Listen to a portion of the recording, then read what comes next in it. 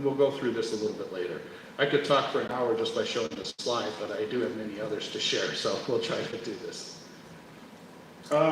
So, I showed the definition, but we'll be hammering that home the whole time.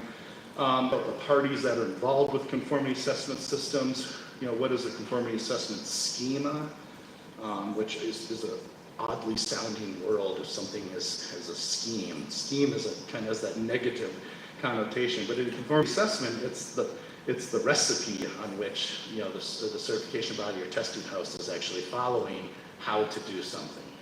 We're going to talk about other types of concepts and terminologies, and then hopefully but remember, we have a whole hour at the end of the day on questions that you gave us this morning, as well as ones that you've thought of since then. I mentioned earlier that there are resources available. So our federal authority essentially in standards is the National Institute of Standards and Technology, commonly known as NIST, and they help direct the federal participation in use in standards.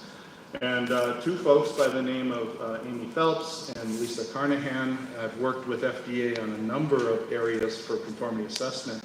But for the federal government and for the world, they published these two documents, the ABCs of conformity assessment, and it's literally meant for that. This is the ABCs of conformity assessment, conformity assessment for dummies almost, right? We've all seen those books. That's what they did for the federal government because, well, we needed some help. And the other one is considerations for federal agencies. How do you decide what level of conformity assessment do you need? What approach do you take? Do you work with your national conformity assessment body? Do you work with from a global sense? What does mutual recognition agreement mean when you're working with organizations like ILAC, the International Laboratory Accreditation Certification? I forget what it is. Cooperation. Thank you. So these are really, really good tools, and these two documents can probably provide you with more than I ever could in a full day talk. But we can continue to build from these in future discussions, but I want to make sure that you are aware of these. And if you didn't get, if you can't find them or can't get them, we'll make sure you have access to them. One key thing is go to Google and type in NIST conformity assessment, and you'll get it right there. First hit. So again, conformity assessment is defined as it's a demonstration that specified requirements relating to a product, system, process, person, or body are fulfilled. Real simple, right? It's about as simple as thinking about risk management. And I know we all think that wasn't so simple.